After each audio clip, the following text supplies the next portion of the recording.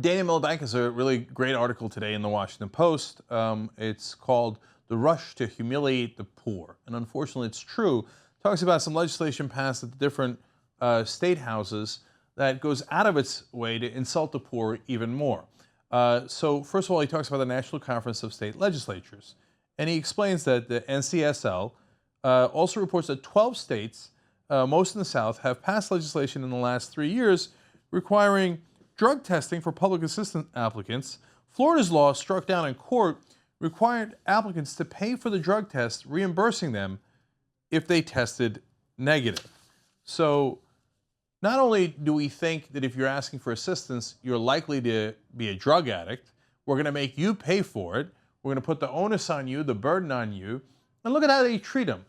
Not a person who needs a hand up, one of our fellow citizens who might be on rough times, but we're presuming you're guilty. You're probably a druggie. Let's make sure we test you. And of course, friends of the governors and the parties, political parties in those states, coincidentally wind up making money from that drug testing. That's an interesting side note. Now, we go to Kansas. Well, they passed House Bill 2258 recently.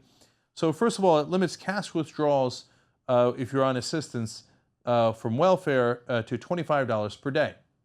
Because if you get to $26, well, you're really going to live it up, right?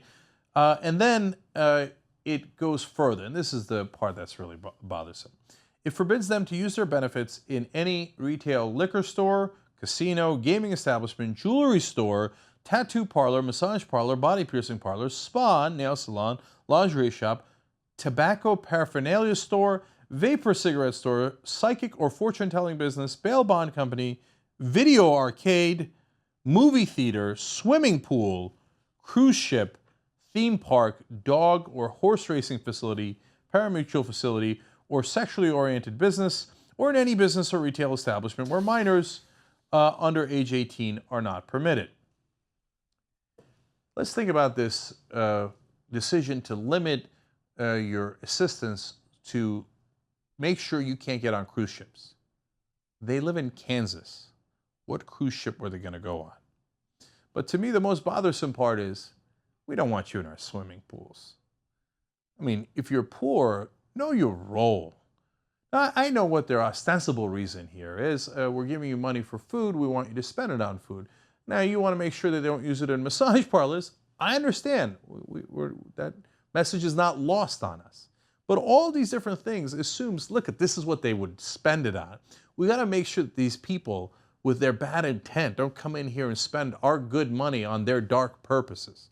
And like swimming. Ugh. Can you imagine them using our money to go have their kids go swimming in a swimming pool that perhaps we might even be in?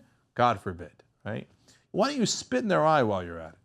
Well, you could argue that Rick Brattin, who's a state representative of Missouri, is trying to do that with his piece of legislation. Get a load of this. Brattin has introduced House Bill 813, making it illegal for food stamp recipients to use their benefits to purchase cookies, chips, energy drinks, soft drinks, seafood, or steak. It's food stamps. It's for food.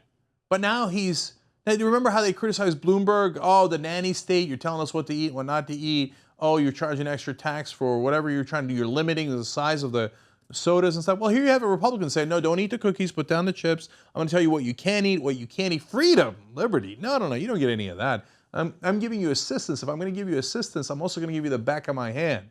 I need to slap you around a little bit, humiliate you before I give you that assistance. Otherwise, you might go and get surf and turf. Yeah, they were going to get steak and seafood. You want to know how much they get in Missouri? It's less than $7 a day in food stamp allowance. And where are we going to get steak and lobster with less than $7 a day? Are there no bounds of reason or decency? These are families that are struggling.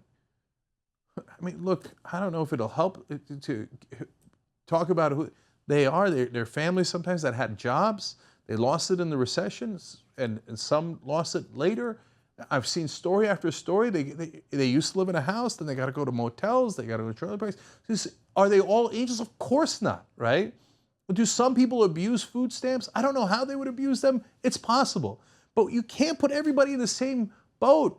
You got white people, you got black people, you got Latinos all across the board. Everybody is using these food stamps that need it. And it's for food and it's for their kids. And you come in here and you spin their eye and you say, I don't know, maybe you're a druggie. Maybe you're going to take your $6.85 and go eat out lobster on.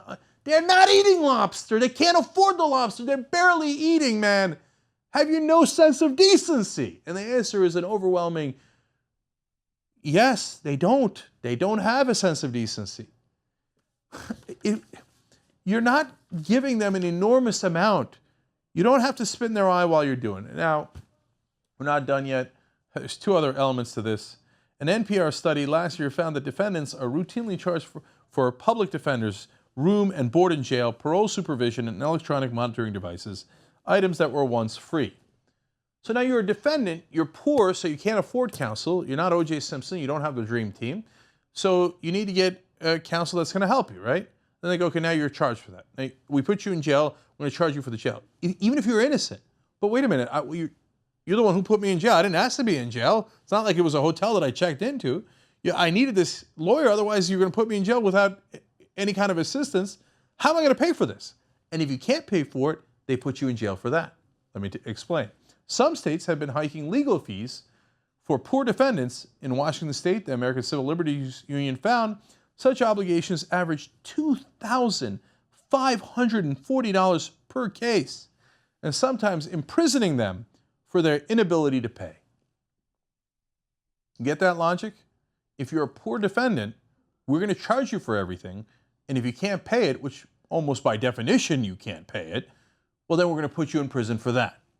So it's an endless cycle of prison. We're back, man. We're back to debtors' prisons, and we're back to thinking that the poor are the problem.